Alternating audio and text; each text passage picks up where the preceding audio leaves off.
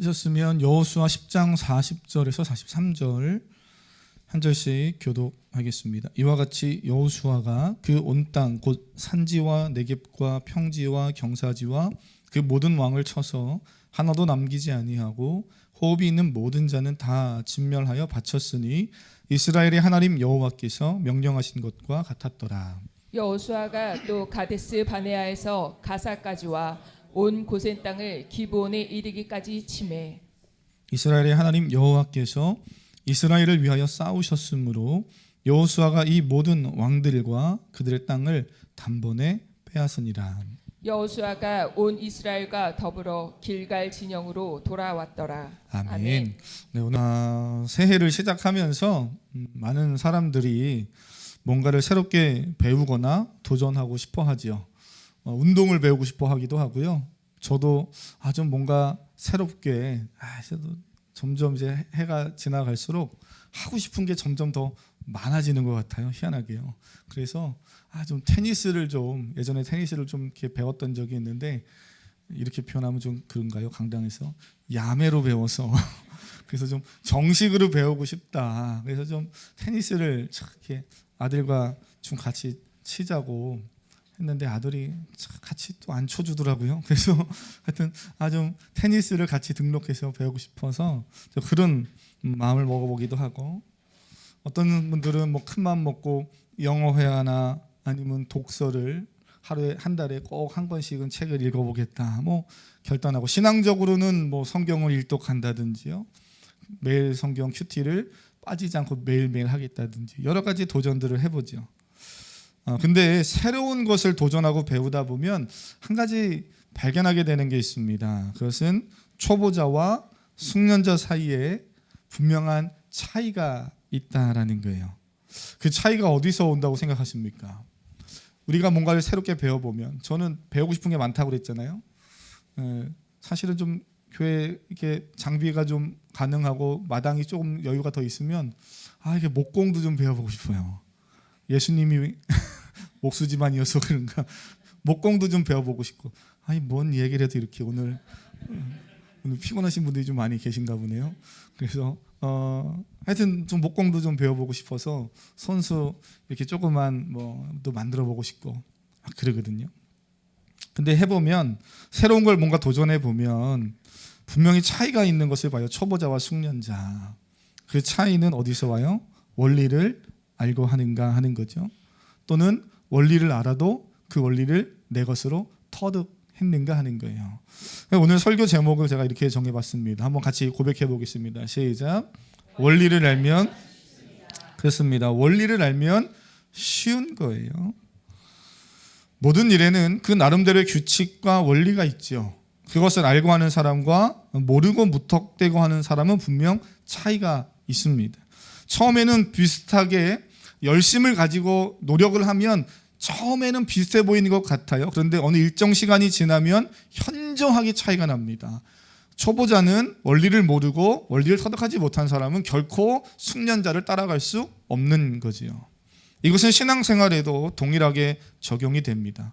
애굽 땅에 나와서 나온 이스라엘 백성들은 광야에서 이 원리를 배웠습니다.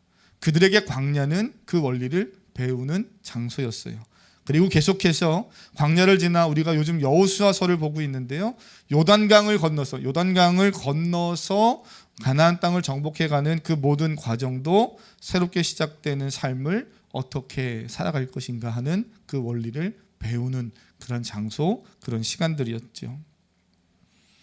함께 모임을 하는 저희 이제 목사님 중에 후배 목사님이 있는데, 그 목사님이 수영을 정말 좋아하고 잘하거든요. 한강도 건너갈 만큼 참 수영을 좋아하고 잘해요. 선교지에 이제 태국에 갔다가 수영을 같이 할 일이 있었어요. 그때 이 목사님한테 좀 저병을 좀 한번 배워봐야 되겠다. 저병은 제가 못하거든요. 그래서 저병을 좀 배워봐야 되겠다 했는데, 말을 들으니까 너무 쉬워요. 원리를 들을 땐 너무 쉬운데 그 목사님이 또 하는 걸 보니까 나도 금방 따라할 것 같아요. 그런데 제가 막상 해보니까 물속에서 혼자 제가 꿈틀꿈틀만 거리고 있지 전혀 앞으로 가지 않고 그냥 혼자서 꿈틀꿈틀만 하고 있는 거예요. 가만히 생각해 보면 모든 일이 다 그렇습니다. 어떻게 하는지에 대한 원리를 터득하지 못하면 내가 나름대로 열심히 하고 최선을 다해도 그냥 제자리에서 꿈틀거릴 뿐이에요. 하다가 지치고 맙니다. 사랑하는 성도님, 원리를 알면 그것을 또한 터득하면 그 일은 쉬워집니다. 신앙생활 하시는 것이 쉽습니까?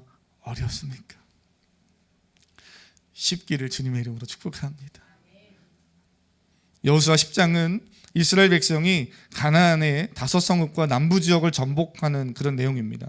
성경이 굳이 왜 이런 전쟁 이야기를 기록하고 있을까? 사랑의 하나님이라고 하면서 왜 이런 전쟁의 이야기가 이렇게 많이 길게 적혀 있을까를 우리는 생각해야 됩니다. 제가 새벽에 나오는 성도님들에게도 함께 말씀을 나눴지만 한 번 더 말씀드리면 하나님은 이스라엘 백성들이 가나안 땅을 정복하면서 그 땅을 정복하여 승리하는 것 못지않게 더 중요하게 여기는 것이 있습니다. 그게 뭐예요? 그 땅에서 어떻게 살아갈 것인가 하는 원리, 어떻게 전쟁해야, 어떻게 살아야 승리할 수 있는가 하는 그 원리를 하나님은 계속해서 깨닫게 하고 계시는 거죠. 오늘 본문은 그 핵심을 요약해서 한 구절로 딱 우리에게 이야기해주고 있는 구절입니다. 40절 한번 읽어보겠습니다. 시작. 이와 같이 여호수아가 그 온 땅 곧 산지와 네겝과 평지와 경사지와 그 모든 왕을 쳐서 하나도 남기지 아니하고 호흡이 있는 모든 자는 다 진멸하여 바쳤으니 이스라엘의 하나님 여호와께서 명령하신 것과 같았더라. 아멘. 첫 번째 삶의 원리가 있다면 40절 읽으셔서 아시죠? 뭐라고 되어 있습니까? 하나님의 말씀대로 사는 겁니다. 올해 이 말씀을 우리가 연초 시작하면서 계속 참 많이 듣습니다. 이스라엘 백성은 하나님이 말씀하신 대로 가나안 왕들과 전쟁을 합니다. 이미 여리고 성을 무너뜨릴 때도 이스라엘 백성들은 경험한 게 있습니다. 자기 방법, 자기 전략이 아니고 어떻게 하라고요? 하나님이 말씀하신 그대로.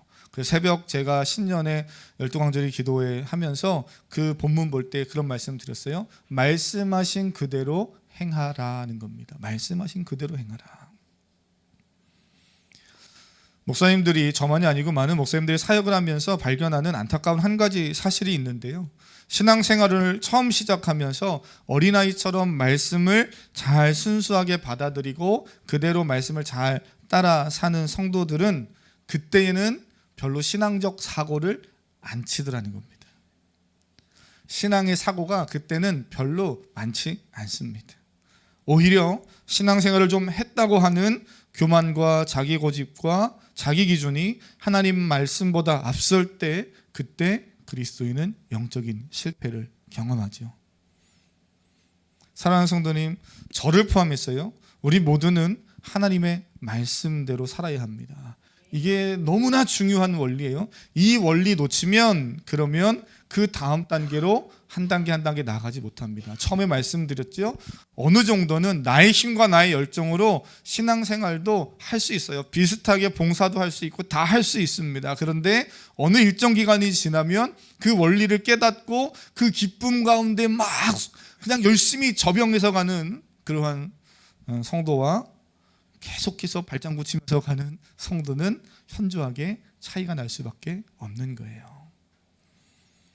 내 경험, 내 지식, 나의 신앙의 연수, 특별한 어떤 영적 체험이 있었다 할지라도 결코 우리는 그것이 하나님의 말씀을 앞설 수 없음을 기억해야 됩니다.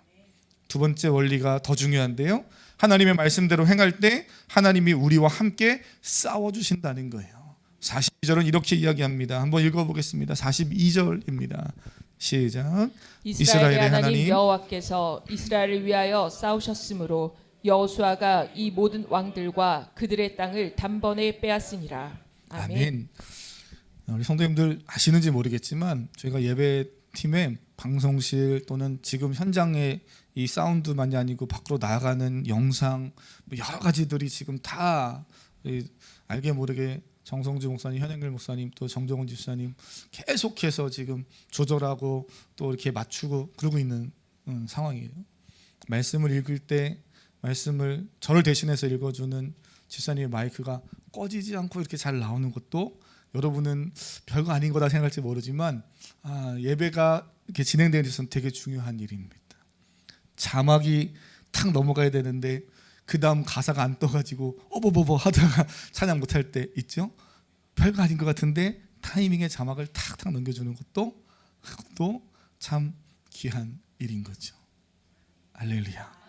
여러분이 지금 예배 자리에 앉아서 말씀에 집중하고 늘 드리는 예배 같지만 이 예배를 통해서 하나님 만나는 이 일 너무나 귀한 일입니다. 우리가 그렇게 말씀에 순종해서 뭔가 일을 할 때 하나님이 우리와 함께 하여서 오늘 본문은 싸워주신다 이렇게 표현해요. 이스라엘 백성이 지금 가나안 땅에서 다른 민족들과 다른 성읍들과 전쟁을 하고 있는 상황이기 때문에 싸워주신다고 표현을 하고 있는 겁니다. 저는 이 말씀을 오늘 우리의 상황에 바꿔서 적용해 보면 이렇게 말할 수도 있죠. 우리 학생들이 믿음으로 기도하고 말씀 붙잡고 열심히 공부하려고 할 때 하나님은 함께 하셔서 지혜도 주시고 필요한 재능도 공급해 주실 줄 믿습니다. 하나님이 함께 싸워주시는 거예요. 그렇다고 내가 공부 안 해도 된다는 거 아닙니다. 우리 사랑하는 주일학교, 중고등부 귀한 학생들 열심히 자신이 잘하는 하나님 주신 재능을 잘 개발하고 공부하고 훈련하는 그런 시간으로 보낼 수 있기를 축복합니다. 하나님이 함께 하시고 귀한 일들을 이루어 가실 거예요. 하나님 말씀대로 살려고 하는 성도님들 역시 직장생활이나 사업장 가운데 하나님이 함께 하셔서 도와주시고 은혜 베풀어 주십니다. 꼭 싸워주신다고 해서 무슨 총칼을 들고 우리가 나가지 않는데 나에게는 어떤 유익이 있을까 뭐 이렇게 생각하지 마시고 내 삶의 오늘의 현대 상황에 적용하면 오늘 지금 이 장소에서도 저는 끊임없는 영적 싸움을 하는 거예요. 살아가는 성도님의 심령 속에 하나님의 살아있는 말씀을 잘 전달하려고 믿음으로 계속해서 영적인 싸움을 하며 말씀을 선포하고 있고 또 성도님들도 나름대로 졸리고 연약한 몸을 계속 깨우면서 말씀에 집중하려고 또 영적 싸움을 하는 거죠. 그때 하나님이 나를 내버려 두지 않고 붙드시고 또는 말씀이 들려올 때 깨닫게 하시고 은혜도 주시는 귀한 시간으로 우리는 좀 이 시간을 보내고 있는 겁니다. 그러니 이 두 가지 원리를 우리는 잘 기억해야 돼요.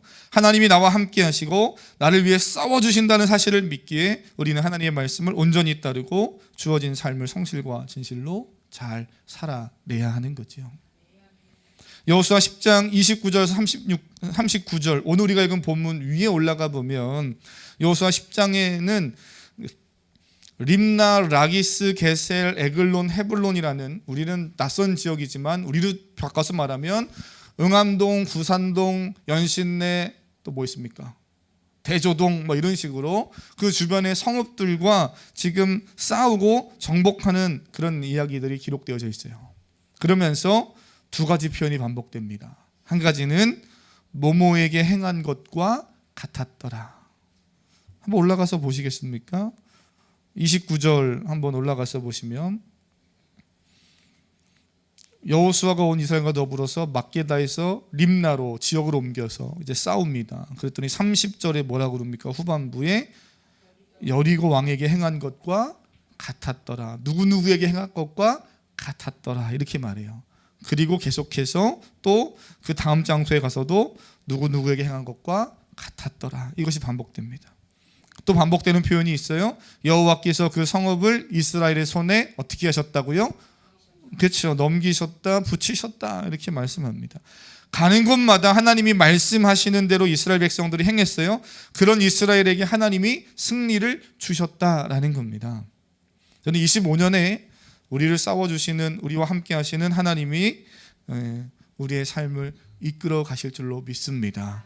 우리가 그 하나님을 잘 믿고 말씀을 따라서 살아가는 이 신앙의 원리를 놓치지 않고 잘 살아가는 우리 사랑하는 성도님 될 수 있길 축복합니다. 이 첫 번째 원리를 알았다면 그 다음으로 해야 할 일은 설교 처음에도 말씀드렸듯이 그 원리가 내 것이 되게 해야 되는 거예요. 내 것이 되어야 되는 겁니다. 아는 것, 제가 저 병은 이렇게 하는 거야 하고 후배 목사님이 이야기해 준 거 아무리 머리로 들어도 그걸 연습을 해서 내 것으로 만들지 않으면 계속 그냥 그 자리에서 그냥 꿈틀꿈틀만 되고 있는 거예요. 전혀 가지 않습니다. 차라리 다른 영법을 해서 가는 게 낫지 저 병이 전혀 되지 않아요. 물만 잔뜩 먹고 힘들죠. 그래서 끊임없이 도전하고 훈련해야 되고 삶이 되게 해야 합니다. 운동선수가 일어나면 자신에게 주어진 루틴대로 운동하는 거예요. 고민하지 않습니다. 운동을 전문적으로 하는 프로는 고민하지 않아요. 일어나면 내가 해야 할 일이 있습니다. 그거를 그냥 하는 거예요. 삶처럼, 일상처럼, 숨 쉬듯 그냥 쌀밥을 먹듯 하는 겁니다. 연주자가 일어나면요, 자기 루틴대로 손을 풀고 반복해서 연주하는 일을 하는 거죠. 그걸 누가 해야 된다, 말아야 된다 이야기 안 해도 그냥 그걸 하는 겁니다. 그리스도로 산다는 것도 동일해요. 신앙생활 역시 그 원리를 배웠다면 계속해서 그것을 살아내기 위해서 일상에서 끊임없이 믿음으로 도전하고 훈련해 가야 합니다. 그리스도인이 훈련해야 될 일이 뭡니까? 매일매일 하나님의 말씀을 읽고 묵상하는 겁니다. 말씀을 잘 읽고 먹고 기도하는 우리 성도님 되시기를 바랍니다. 제가 이런 예를 참 많이 들죠. 어제 쌀밥 먹었다고 오늘 밥 안 드십니까? 어제 나 밥 너무 많이 먹었는데 오늘 안 먹어도 괜찮아 하고 안 먹으면 그럴 수도 있긴 하지만요. 그럼 어떻게 돼요? 영양이 빠져나가요. 몸이 힘을 잃습니다. 건강을 유지할 수 없는 거예요. 성도는 매일 말씀을 읽고 매일 기도하고 하나님과 동행하는 삶을 사는 겁니다. 이 일은 혼자서는 내가 잘 해낼 수 없기 때문에 세상의 물결이 파도가 너무 세서 우리가 가만히 있으면 자꾸 떠밀려 가기 때문에 교회라는 공동체에 모여서 함께 말씀을 배우기도 하고 양육하는 일을 하는 거예요. 그래서 저희 교회는 주보에 한 면을 아예 제가 할애해서 적어놨어요. 우리 성도님들이 지난번에도 한번 제가 말씀드렸지만 또 새해가 시작이 되니까요. 또 거기 교회 주보를 한번 가운데 펴서 보시면 저희 교회가 예배와 양육과 섬김이라는 세 개의 큰 타이틀을 가지고 간략하게 적어놨어요. 이걸 풀어서 또 설명을 하려면 한참 걸리겠죠. 간략하게만 좀 오늘 새해를 시작하면서 이야기를 하고 성도님들에게 우리 교회가 이런 교회지, 이런 거 하려고 하는 거야, 이런 비전이 있어, 이런 마음들을 좀 기본적으로 잘 가슴에 새기시면 좋겠어요. 그리고 기도해 주시기를 바랍니다. 첫 번째는요, 우리는 하나님만 예배합니다. 한번 고백해 보겠습니다. 우리는 하나님만 예배합니다. 이게 어떤 의미인지 아시고 고백하셔야 돼요. 하나님만 예배한다는 건 하나님 외에 다른 대상은 결코 나의 예배의 대상이 될 수 없다는 겁니다. 내 재물, 내가 좋아하는 그 어떠한 것도 결코 예배 대상이 될 수 없는 거라는 거예요. 하나님이 아닌 그 어떤 것도 우리의 예배 대상이 될 수 없다. 사실은 이 북한의 공산주의 사상은 이걸 정말 싫어합니다. 그리고 가장 겁내는 것이기도 해요. 그래서 그들은 이 공산주의 사상의 강령 중에는 교회와 성도를 무너뜨리는 것이 들어가 있습니다. 그래서 지금도 북한은 수많은 그리스도인들이 다른 이유 아닙니다. 그냥 예수님을 믿는다는 이유 하나만으로 여전히 공개 처형을 당하는 일들이 있지요. 우리가 지난 다니엘 기도회 때, 작년 11월이죠. 다니엘 기도회 때 TV 프로그램 중에 이만갑이라는 프로그램 아시잖아요. 거기에 나왔던 탈북 여자 연예인이 간증하는 그 이야기 아마 들으신 분들 기억하실 겁니다. 북한은 기독교인을 공개 처형할 때 입에 재갈을 물린다는 거잖아요. 예전에는 처음엔 안 그랬는데 이제 어느 일정 시간이 지나고서는 재갈을 물려서 공개 처형한다는 거예요. 왜요? 저들이 기독교인이어서 사형당한다는 것을 알려주지 않기 위해서, 다른 죄 때문에 혼란케 하고 죄를 져서 저들은 공개 처형을 당한다라고 그렇게 매도하고 그렇게 뒤집어 씌우기 위해서 재갈을 물린다는 거예요. 북한의 기독교인들이 사형을 당하는 순간에도 감사와 찬양으로 입을 열어놓으니까요, 감사와 찬양을 하면서 순교하는 겁니다. 그리고 하나님만을 찬양하는 거예요. 북한 사람들이 오히려 놀라는 거죠. 도대체 저들이 믿는 하나님이 누구기에, 저들과 함께하는 하나님이 누구기에 저들이 죽음 앞에서도 하나님을 부정하지 않는가. 오히려 저주와 원망이 아닌 감사와 찬양으로 예수 그리스도를 믿으라는 그 고백들을 하면서 어떻게 저렇게 담담하게 용감하게 저렇게 순교할 수 있는가. 오히려 북한 사람들이 놀라는 역효과가 생기니까 입에 재갈을 물리고 공개 처형을 하면서 저 사람들은 아주 나쁜 죄를 져서 저렇게 사형에 처한다라고 많은 주민들이 보는 앞에서 공개 처형을 합니다. 근데 사람들은 아는 거죠. 저 사람 왜 죽은 거예요? 예수님 믿어서 죽었다는 것을 사람들이 아는 겁니다. 그러니 예수님 믿고 싶겠어요? 두려워지는 거죠.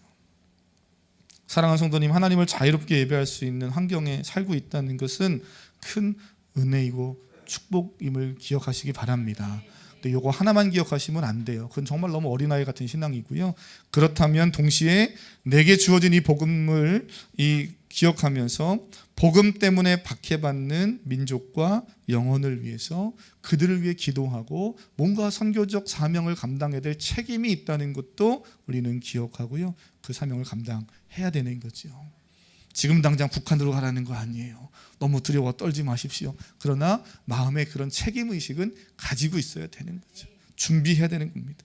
둘째로 오늘 우리 교회는 예수님을 배우고 따르는 하나님 나라 백성입니다. 예수님의 제자라고 말하기도 하잖아요. 예수님을 믿는다는 것은 그분을 알고 배우며 닮아가는 겁니다.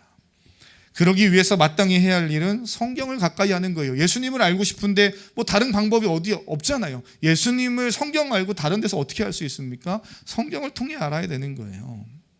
주일학교 중고등부 우리 학생들이요, 중고등부 주일학교 또 우리 청년들이요, 요즘 방학이죠.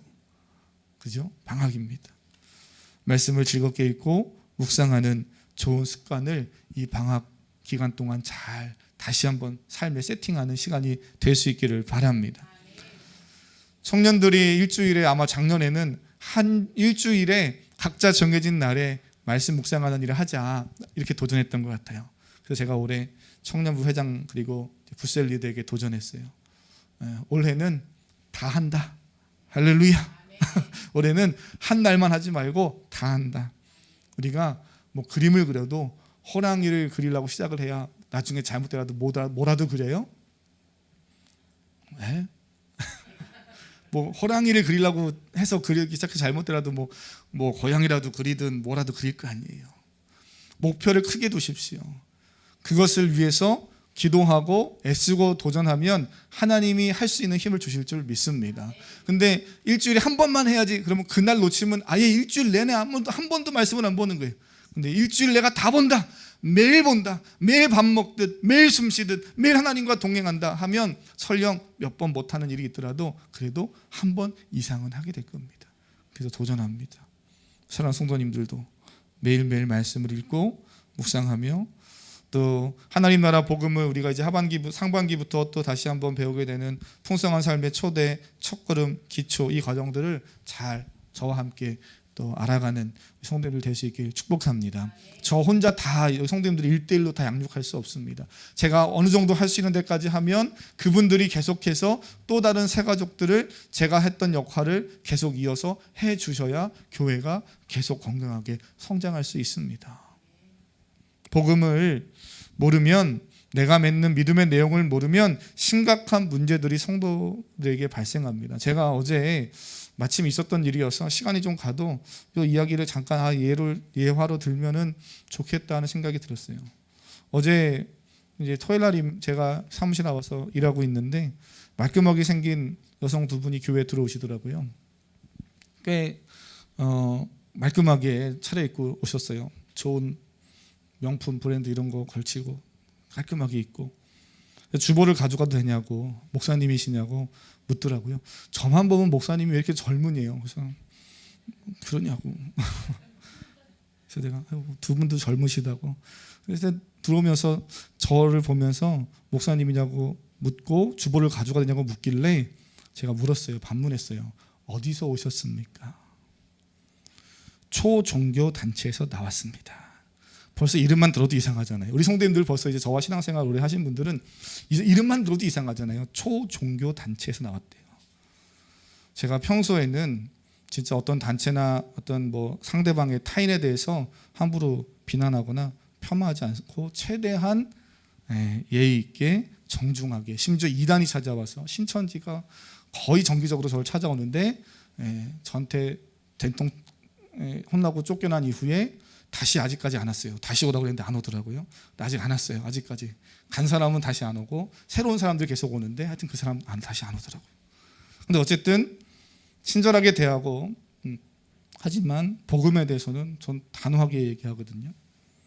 제가 웬만해서는 토요일 오후에 주일 설교 준비도 해야 되고 뭐 예배 준비도 해야 되고 여러 가지 일들이 또 바쁘다 보니까 웬만하면 성도님들하고 시간 보내는 일 외에는 외부 일을 잘 토요일 날 제가 안 해요. 근데 어제는 그분들이 들어와서 교회가 요즘 너무 뭐 싸우고 교회가 어지럽고 사회에 뭐 이러쿵 저러쿵 부정적인 얘기를 막 하면서 교회가 하나 되지 못해서 그러면서 막 이런저런 얘기를 막 해요. 그래서 제가 거기서 마음이 너무 아팠어요. 그래서 웬만하면 제가 그러지 않는데 그분들에게는 한번 들어와 보시겠습니까? 그랬어요. 그랬더니 좋대요. 근데 이분들을 제가 왜 들어오라 했냐면 뭐 교회가 연합하는 일을 자기들은 하는 단체인데 그런데 교회와 더불어서 신천지와 같은 이단 종파도 대화를 하면서 성경을 알아가야 되지 않겠습니까?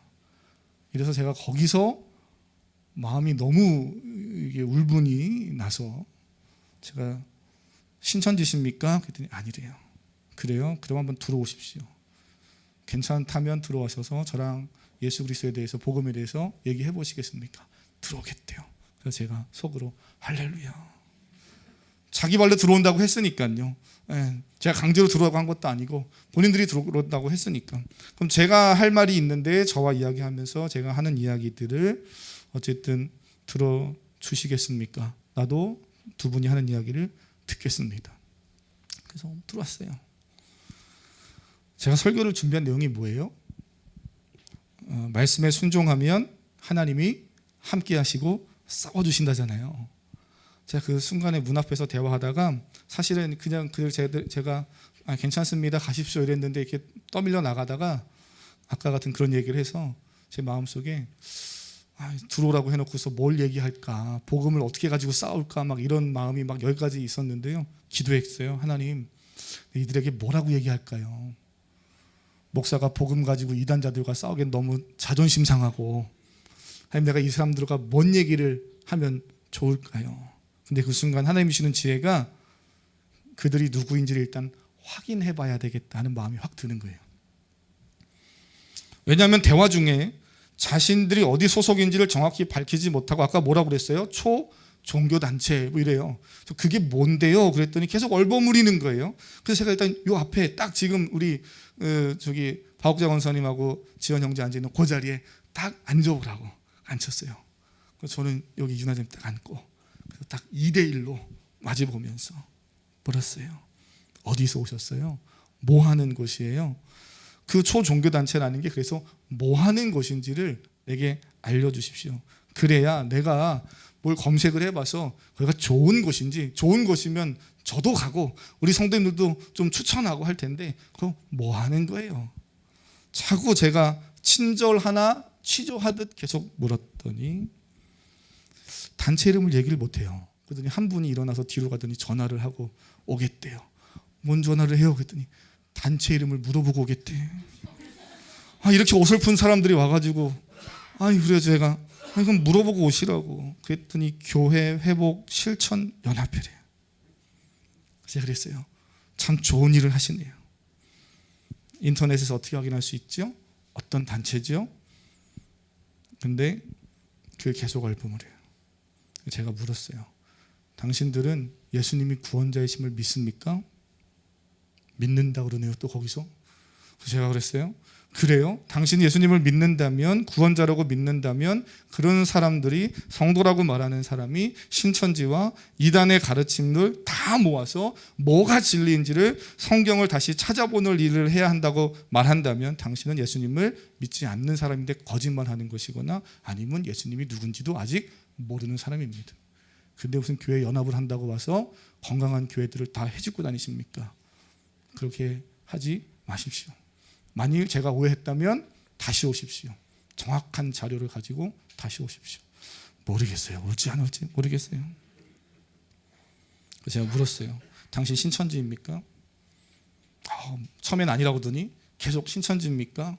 그러니까 말 못하고 얼굴만 붉어져요. 그냥 속으로 아니에요 이래요. 모르겠어요. 신천지인지 아닌지. 그게 중요한 게 아니라 어떤 이단이든지 15분 동안 제가 복음에 대한 이야기는 시작도 못했어요. 할 필요도 없는 거예요. 복음이 뭔지도 모르니 많은 사람들이 이단, 심지어 신천지 다 포함해서 성경 말씀 속에서 진리를 찾아보자는 거예요. 이미 성경에 명확하게 이야기했는데 예수 그리스도 외에는 다른 구원이 없다고 이야기했는데 왜 자꾸 엉뚱한 이야기들을 가지고 와서 성경을 찾아서 비교하려고 하냐고요. 성도가 뭔지도 모르고 구원받음이 뭔지도 모르고 그냥 제가 이런 생각이 오늘 들더라고요. 김 비스무리한 거 둘러 감쌌다고 순대가 김밥 됩니까? 아니잖아요. 그냥 순대는 순대고 김밥은 김밥인 거예요. 속이 다르기 때문에 겉이 비스무리하다고 사랑 이야기하고 화합 얘기하고 뭐 하나됨 얘기하고 성경 이야기한다고 해서 그들이 다 기독교냐고 생각하면 착각인 거예요. 내가 복음을 그래서 정확히 모르면 이상한 사람들이 와서 엉뚱한 말로 미혹하고 성경을 잘하는 것처럼 성경 구절 막 들이대면서 이야기할 때 종종 성도님들이 이렇게 움찔할 때가 있어요. 사랑하는 성도님, 당황하지 마십시오. 2단이든 3단이든 그 어떤 사람이 와서 이야기하든 일단 당신의 소속이 뭐냐고 물으세요. 그래서 우리가 다 알고 있는 드러난 그런 2단이고 이상한 단체면 그냥 정중하게 보내면 되죠. 그런데도 계속해서 따져 물으려고 한다면 복음이 뭔지를 정확하게 찝어서 이야기를 하세요. 구원 받았는지, 예수 그리스도가 당신의 구원자인지, 예수 그리스도 외에 다른 구원자가 있다고 믿는지. 그러면서 그냥 정리를 해야지 그걸 가지고 싸울 필요가 없는 거죠. 우리 사랑하는 성도님들은 구원의 분명한 확신, 복음에 대한 분명한 이해를 가지고 누굴 만나도 자신 있게 복음을 설명할 수 있는 성도님 될 수 있기를 축복합니다. 마지막으로는 우리 교회는 성령 하나님이 주시는 은사와 재능을 가지고 섬김을 실천하는 거예요. 제가 지금 여기 서리집사, 직분자 그리고 조직대에 대한 표를 계속 지금 정리하면서 보니까 인원이 많지 않은데 다 각자 부서에 나름대로 역할이 다 하나 이상씩 들어가 있어요. 그럴 수밖에 없겠죠. 인원이 많지 않으니까. 근데 보면 자신에게 주어진 은사와 재능대로 봉사할 때 가장 행복합니다. 여러분이 할 수 있는 하나님이 맡겨주신 그 일들을 믿음으로 순종하며 하시기를 바랍니다. 올해 그래서 우리는 제가 상반기에 성령 하나님과 기도에 대한 세미나를 3, 4, 5월 중에 한번 열으려고 그래요. 그래서 성령에 대해서 그리고 올해는 제가 기도하는 일을 계속 좀 밀고 가려고 하는데요. 기도에 대한 그런 세미나 아마 우리 정수식 간사님이 또 잘 알고 있는 그런 간사분들을 통해서 좋은 강사분들을 통해서 제가 좀 그런 컨택트를 하려고 지금 기도하고 있습니다. 여러 사람들을요. 그리고 이번 여름 수련회는 우리가 작년까지는 외부로 다 나갔는데 하여튼 팀원들과 리더들과 이제 조율을 해야 되겠죠. 그렇게 할지 아니면 교회에서 제가 또 우리나라에서 유명한 가정 세미나 작년에 원래 계획을 했었다가 급하게 잘 추진이 안 돼서 가정 세미나를 잘 하시는 그 목사님과 함께 여름 수련회는 우리 젊은 부부들도 있고 해서 가정 세미나를 하려고 합니다. 이기복 교수님 같은 분들을 모시고 함께 좀 가정 세미나를 하면 좋겠다 이런 생각을 하반기 여름 사역 중에 이제 넣으려고 하고 하반기 넘어가서는 말씀드린 대로 교회가 선교 훈련하고 그리고 아울리치까지 이어질 수 있도록 그렇게 일정을 크게 그리고 가려고 해요. 그 중간중간에 우리가 할 일들이 또 많이 있지만 그런 큰 그림들을 가지고 가려고 합니다. 사랑하는 성도님, 제가 설교 시간에 이러한 이야기들을 조금 길게 한 이유는 신앙생활의 원리를 잘 알고 그걸 잘 우리가 삶에 훈련해서 내 것을 만드는 것이 너무나 중요하기 때문에 그래요. 그리고 일을 하는 데 있어서 말씀을 배우고 양육하는 이 일에 함께 하지 않으면 이거는 결코 몸에 뵐 수 없는 일입니다. 신앙생활을 오래 하셨다고요? 자연스럽게 되는 게 아니에요. 저와 함께 25년도는 우리 공동체와 함께 하나님과 동행하시고 말씀과 동행하시고 돌아봤더니 더 많이 성장했다고 고백하는 우리 모두가 될 수 있기를 주님의 이름으로 축복합니다. 그래서 오늘 이 찬양을 함께 고백하고 기도하려고 합니다. 아주 짧고 단순한 찬양인데요. 한 걸음씩 더 가까이 주께 나아갑니다. 주와 함께함이 내게 복입니다. 주를 사랑함이 내게 복입니다. 우리 이 마음으로 함께 고백해 보겠습니다.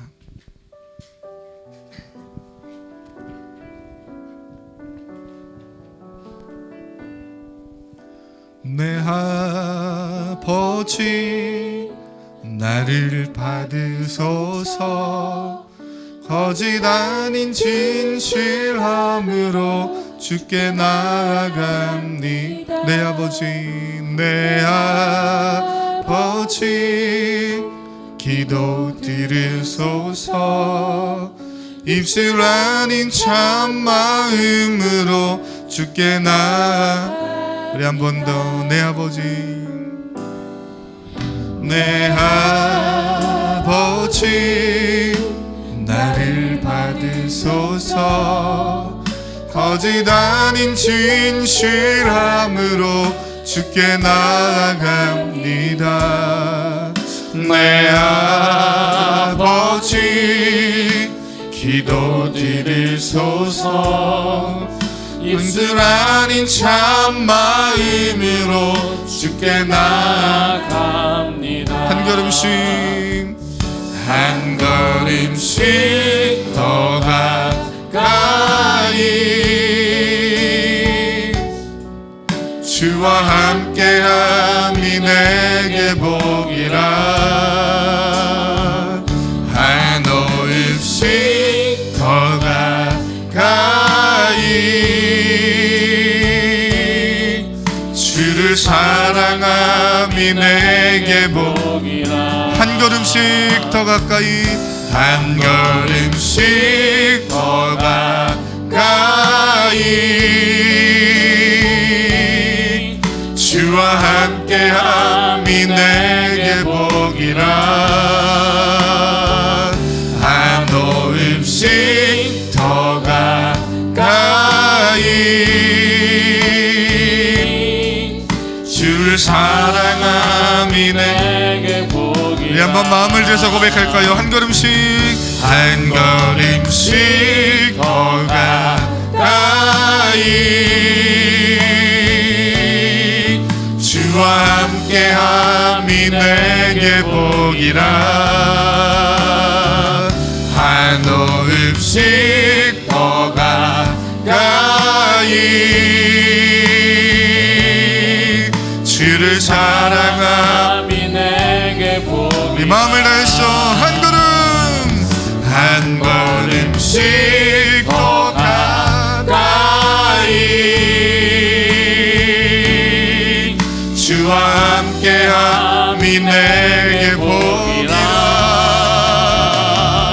한 걸음씩 더 가까이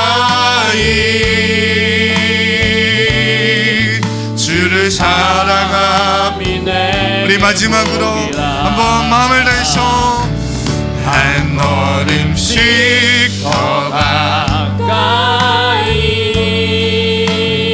마음을 다해서 진심으로 믿음으로 고백해 보세요. 한 호흡씩 더 가까이 주를 예배함이 내게 복이라. 우리 그 마음을 가지고 말씀 기억하면서 하나님 그런 부부 되길 원합니다. 그런 가정 되길 원하고 그런 삶을 살길 원합니다.